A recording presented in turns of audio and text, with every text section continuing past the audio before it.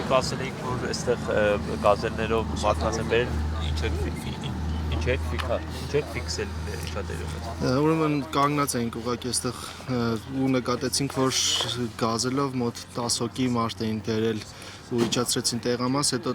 էլի հետ տարան, մոտեցանք վարորդին, հարցնում ենք ինչ եք անում, գիտեք, որ շարքելվում է գազելով մարդ դերել տեղամաս տանել, բայց սա մեր անձնական գազելն է, մեր ընտանիքի անդամներն ենք տեղափոխում, ասեցի լավ, ուրեմն ֆիքսում եմ ձեր համարները,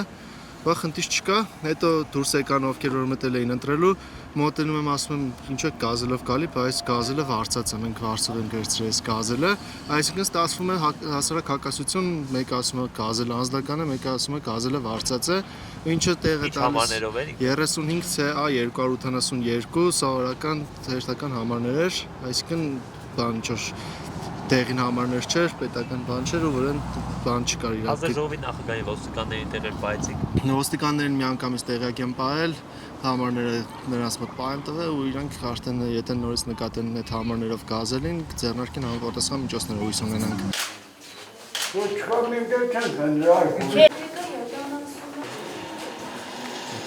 Ոչ։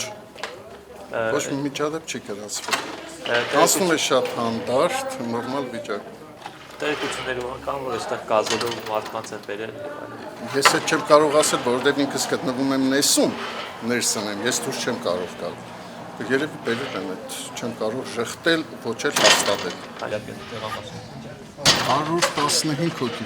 մոտավորապես 115, ես տվյալներն որ